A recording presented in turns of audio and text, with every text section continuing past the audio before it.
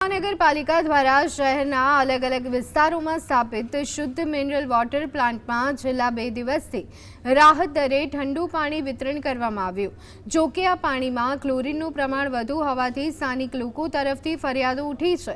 લોકોનું કહેવું છે કે પાણીમાંથી ક્લોરીનની વાસ આવે છે, જેના કારણે પાણીને પીવા માટે ઉપયોગમાં લઈ શકાતું નથી।